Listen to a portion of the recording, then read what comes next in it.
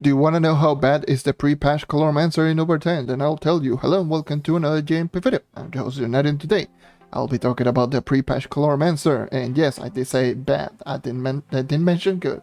So yeah, I'm not gonna change it in the title, but yeah, I'm just going to mention that right now. If you want my TLDR, it's bad, and there's no other way around it.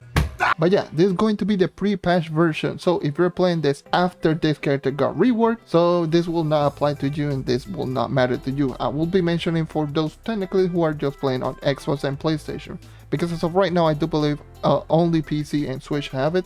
So Xbox and PlayStation do not have it. So yeah, I've been sitting with this footage that you're seeing in the background since May. So I was just waiting for this update to drop for well over 2 months since we got the last debated, which was 2 months ago. And yeah, I've been just waiting around and just waiting until the update drops, and until very recently that the devs did a live stream, and the confirmation that we got was that we are going to get the update sometime in Q3. Thank you. So yeah, sometime in Q3, that means that it's going to be between right now in July, which is the end of July right now, all the way to September. So pretty much month July, August and September, those 3 months is Q3. So the update is going to drop somewhere between all of these 3 months. Just going to drop this right now because I've been sitting with this footage for so long and I still haven't done the pre-patch Chloromancer because I wanted to do it alongside the post-patch. But might as well just do it separately because I don't want to wait anymore. Anyways, so I've been rambling a little bit too much here and there. I haven't done this in a while, so I'll be a little bit rambly today. So I hope you don't mind on that one. Anyways, Chloromancer, first and foremost, like I just mentioned, I've been sitting in this footage since May, so my power rank is higher than what you're seeing in the background footage. But it's just a little bit higher, the stats are pretty much exactly the same, and the equipment is exactly the same. I did not change anything with the Chloromancer, so yeah, you can just see this right now. This is going to be the same equipment, the only thing is just I'm a little bit higher power because of mastery. Here's my stat, pause the video if you want, here's my gear. You can just see I do have attack speed, movement speed, all pieces of gear because I've been running movement speed on every single character for U10 grinding for this series alone. So yeah, movement speed on every single character. Attack speed is pretty much mandatory with this character because this character relies very heavily on basic attacks. Even though the basic attack is pretty bad, it still relies on basic attacks. The equipment you're seeing it right now on screen, I really don't need to over explain anything regarding the Chloromancer, but if you want my recommendation, I would probably say just get as much attack speed as possible. Critical damage and movement speed is entirely up to you. You can use energy regeneration if you want, and yeah, that's pretty much it. Always use arcane emblem, and the other emblem is entirely up to you depending on what content that you're doing. I'm using Trove obviously because movement speed, but you can use whichever you want depending on the content. And the same goes with gems. Gems, you're seeing my gems as all of the abilities are going to be from top left, top right, bottom left, bottom right are going to be the order of all of the abilities that you're seeing right now on screen, including my gem rolls. This is going to be the gem rolls across all my 12 gems. And if you don't know what are going to be gem rolls, they are going to be the level 5, 10, and 15 large upgrades that you to get on every single gem. As you clearly can see, I don't have any critical hit gem rolls and I have full light rolls. So it's exactly the same as pretty much every other character that I've done in this series. So yeah, Chloromancer. Pretty much let me just start talking about the Chloromancer in general. Why do I think it's so bad? So in U10, well pretty much in general, if you're talking pre-patch Chloromancer, by the way, I need to reiterate that this is pre-patch. Just letting you know before I actually just get the comment, oh no, the Chloromancer has the highest DPS in the entire game. Bruh. Yes, I know, post-patch it does have the highest single target DPS in the game, but this is pre-patch. I'm talking about pre-patch and I'm talking about U10. Two of the things that Chloromancer doesn't do well even post-rework. U10 grinding is not the Chloromancer strong suit pre and post-patch. Just letting you know. The only thing that may have going for is burst damage, which you're going to see more in a little bit. Anyways, let's start talking about the basic attack. Basic attack is a 1x damage single target 2 attacks per second with 29 block range. So the block range is above average even for long range characters. I do believe the same as Ice Age. Damage multiplier is low at 1-time damage multiplier, so 1x damage is among the lowest damage multipliers in the entire game, and having an attacks per second of 2 is among the fastest. But if you remember, a 1x damage multiplier 2 attacks per second single target is pretty much a weaker Neon Ninja basic attack. The Neon Ninja basic attack has much less range, obviously because it's close range, but the crowd control is just way better, especially for something like U10. You want to be hitting as much enemies as possible. Yeah, most enemies are close range anyways, by the way. Being that the Neon Ninja has much better crowd control with the same damage multiplier and the same attacks per second, it means that the Neon Ninja basic attack is better than this one, and the Neon Ninja basic attack is not good. Just letting you know, this basic attack is bad. There's no other way around it. Single target, fast, but only does 1 times damage. But it's going to be your utility basic attack, so it does work out as a utility basic because it does heal plants and players, but the players, you generally don't use it. You use it for the plants and you heal them for 12% of the plants HP, so it will heal up the plants, making them grow faster. So yeah, that's pretty much the main utility of this basic attack. You're not going to be using it mainly for damage or for the attacks per second or anything. You're mainly going to use it to heal up your plants so you can dish out more damage. So yeah, that's pretty much basic. Pretty terrible. First ability pre-patches, it was the Leafy Lasher. Leafy Lasher, what it does is when you press the ability, you throw down a plant. That plant, after 2 seconds, is going to grow and start dealing damage to all enemies around it. You can throw up to a maximum of 4 plants and they will be doing damage every 0.4 seconds for the duration, which is 7 seconds. It will continuously snare enemies, so for those who don't know what snare is just going to be that the enemy cannot move but it can attack. And pretty much it will continuously snare the enemy, so the enemy will be able to move really slowly, because every time it will get hit it will stop and then will move, stop, move, stop, move, and it will keep doing that. And consider that this ability will attack pretty much 2 attacks per second for the majority of the time. You're going to see that it's going to be pretty nice and making the enemies go really slowly. I'm just going to mention one little thing regarding Leafy Lasher.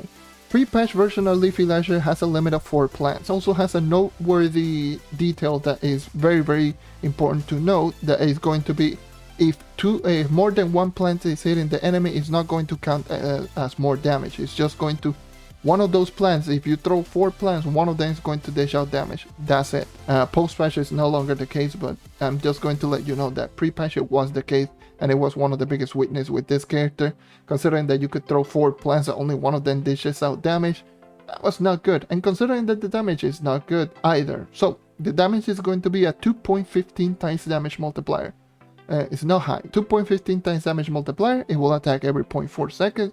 The duration is 7 seconds. The radius is 3.5 blocks around the plant that you throw it down, and pretty much is just going to continuously snare the enemy every time it does hit the enemy. So on its own, it's going to be pretty much your main damaging ability, because it's somewhat fast because it grows only in 2 seconds, and if you attack it with your basic attack, it's just going to grow in less than a second pretty much for the majority of time. So, and you can just throw it down, attack it with basic, and it will immediately just grow and start dealing damage. But the problem is that, again, 2.15 times damage, that's really low damage for an ability, considering that this ability only one of them can dish out damage. At that point, is pretty much a weaker version of the Knight basic attack, to put it into a perspective. So yeah, even still, it's going to dish out enough damage that it can still kill enemies really quickly in Cursed Skulls, and considering that Cursed Skull all enemies are close range, this ability is going to work out really nice. However, that's about it. On bosses, it's pretty much weak all the way until you reach really high stats, but at that point pretty much every character is one-shotting,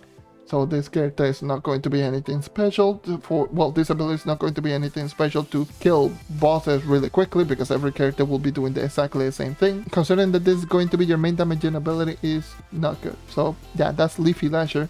Let's move on to the next ability, Blooming Pollinator. For those who are just playing after the rework on the Chloromancer, Blooming Pollinator is going to be the passive ability, which on the passive ability post-patch is Mini Bloom. But Blooming Pollinator was actually an ability that you do. What you do is you throw down a plant, and that plant is just going to gradually grow, similar to Leafy Lasher, and once it's fully grown, it's just going to detonate, dealing damage to all enemies around it. Properties are just going to be exactly the same as something like the Burnt Offering from Draco, so it's just going to be after it reaches the time limit, it's going to detonate. That's it, pretty simple. And once it detonates, it will heal all players for 12.5% of their maximum health, and it's also going to heal up other plants around the other Blooming Pollinators. So this ability is also not so good, considering that if you don't shoot it with your basic attack, that plant will stay there for 20 seconds. So yeah, if you don't shoot it, wait 20 seconds until it detonates, And once it detonates, it's not going to dish out as high damage as you may think. Yeah, 20 seconds you have to wait it down. Even if you don't wait down the 20 seconds, you have to shoot it, I believe it's 7 times with your basic attack. So 7 times with your basic attack, even if you are at 300% attack speed, it means that it will take you more than 1 second to actually detonate the plant. So considering that this will take you more than a second to actually fully detonate, and once it detonates, it will only do 5.5 times damage multiplier, you can clearly see that there's something wrong with the ability. It's too slow. So to put it into comparison, the Draco's Burnt Offering, you can just throw it down immediately, which by the way, the Burnt Offering does not have a cooldown. This does have a 1 second cooldown, Blooming Pollinator, and you can just throw down the bombs and it will detonate it after 2 or 3 hits, dealing 4.5. So yeah, and this one you have to do it 7 times. You have to attack 7 times or more than twice just to do 1 times damage more. There's no point in doing so. So the ability on its own is pretty terrible. You can have up to a maximum of 6 plants at the same time. So you can actually dish out some really hefty burst damage with this character. But again, it's too slow. 20 second or 7 basic attacks is way too much, considering that this is your highest damage ability. So not good. And also it has a 4.5 block radius. It costs 50 energy. So it is a high costing energy. And even the healing is not that good because it's only at 12.5% of your health, and if you don't have a lot of health, you're not going to heal a whole lot. There's not damage lifesteal, this is HP lifesteal.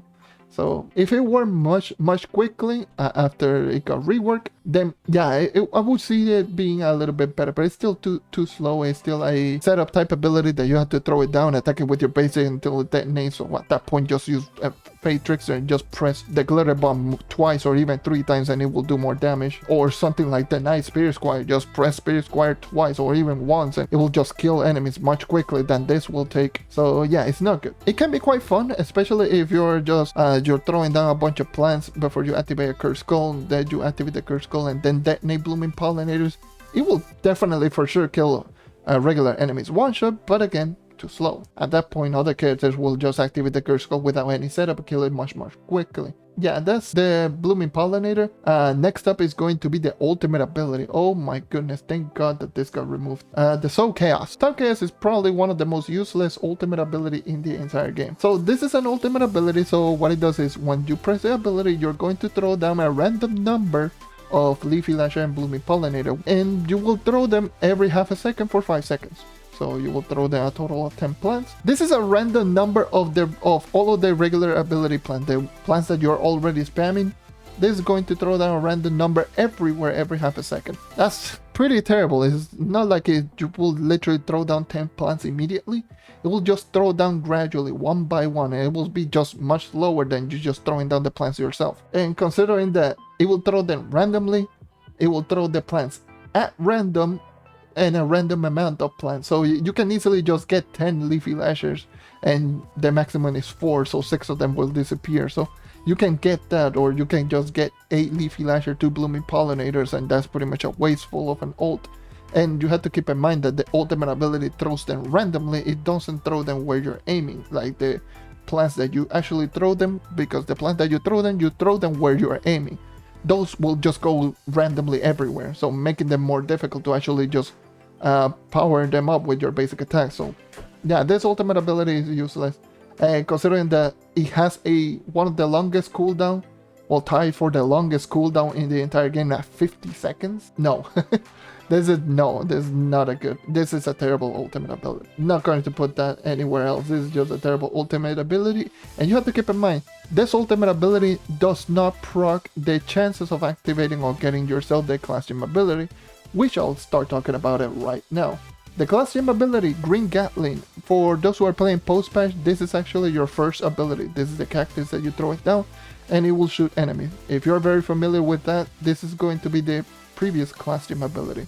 So the class gem ability version of Green Gatling, what it does is, once you throw down a Leafy Lasher or a Blooming Pollinator, you have around an 8% chance of actually spawning a Green Gatling. So the Green Gatling, it will work exactly as post-patch Green Gatling. It will fully grow. Once it's fully grown, it will target one enemy, shooting a barrage of shots and then just returning back. Pretty much this the cycle. So yeah, it's going to work exactly the same as the post-patch version, and yeah, that's pretty much Green Gatling. For those who don't know, I will explain him a little bit more in detail. So Green Gatling, after it grows up and targets one enemy, it will shoot 10 shots. Each of the shots will do 2 lines of damage, so it will count as 2 hits instead of just 1 hit. Similar to like the charge shot from the Gunslinger, the ultimate ability from the Dino Tamer, the basic attack, you know, that it does 2 lines of damage per shot. This is going to be exactly the same with the Green Gatling. This is the same post-patch version as well. Each and every single shot will do 2 hits, 2 lines of damage. It will shoot 10 times per burst after it just resets back for pretty much like a second, and they will shoot once again. So each line of damage will do 1 times damage multiplier, so per shot it will do 2 times damage multiplier, so making the burst that it does at 20 times damage multiplier. This is where the DPS comes in with this character, but like I just mentioned before, this is an 8% chance of spawning, and it doesn't spawn with your ultimate ability. It has to spawn with either your regular Leafy Lasher or your regular Blooming Pollinator. It's an 8% chance. It's very small chance. So it can do really hefty DPS and really hefty damage, but the problem is that such a low chance that the DPS on this character is super inconsistent. The Green Gatling is as powerful as ever. Pretty much as you would expect from Green Gatling, it will just see an enemy and everything that is in front of it, it will just delete it. This ability is super strong in terms of damage output. I've showcased this in my 30k PR in my endgame series with the Chloromancer. I do believe there's timestamp, at least on the endgame series, where I showcase the Green Gatling, how fast it deletes bosses. This ability is super strong, but it's only an 8% chance, so you are not expecting this ability to come out, you know, every single time. And also you have to keep in mind, this is like every other plant. It will not activate like an instant cast ability. It will just throw down the plant, it will fully grow, wait a second, target an enemy, shoot, and then go back, and then it's going to retarget and then shoot and then go back. That's pretty much how the Green Gatling works. In terms of DPS and in terms of dealing against one boss, is really good, but in terms of just, you know, what you're looking for an Uber 10 character, which is speed, generally instant cast ability, this is not good. That's Green Gatling is alright. It's a good ability on its own, but considering that it has the 8% chance, it is not too great. Now let's start talking about the character in general. Now that have you seen everything regarding this character, now you know why I mean that this character is bad. It is super bad. It's not even funny. What you want on a character is going to be a character that has, for Uber 10 by the way, a character for Uber 10 that you want is have a good basic attack and an instant cast ability and some sort of movement speed buff, or at least being capable of just maintaining that movement speed buff really nice. So characters that can just press an ability, kill a boss really quickly, or just press your basic attack and kill enemies really quickly. Reliable, strong basic attacks, reliable instant cast ability. That is high damage. Those are the 2 important things that you want at least for a character that is considered good for Uber 10 grinding. This character has neither of them. The abilities are just super slow and they don't do a high damage except Green Gatling, but Green Gatling is a really low chance, and the basic attack is trash. So doesn't have anything going for it, and unfortunately that's probably why it is widely considered the worst character in the entire game. Pre-patch. Post-patch is a whole different story, which I'll get into that once we get into the patch, or once we get into, you know, the character in general. But as of right now, if you're playing this on Xbox or PlayStation as of the time I'm recording this video, if we haven't gotten the update yet, and if you're watching this video before the update, I'm just going to say that the Chloromancer is still not worth using for now. Wait until the character, the regrowth drops, because that's the only way that you're going to see the character at least shine in any way, shape, or form. Because as of right now, it has no redeeming qualities, like none. At least you can just say with something like Pirate Captain, which is, you know, another character that I did say that is not good for within grinding, which is not. But the Pirate Captain at least has something like the Man of War, which the Man of War is an ultimate ability. You just throw it down and will immediately delete everything. At least it has that going for, which is at least a positive. In the case of this character, it has none. Everything takes so long and they don't do enough damage to warrant at least the amount of time that it takes. So yeah, the Chloromancer, very weak character. Now we have to wait until we get the patch for Xbox and PlayStation so I can actually do the testing.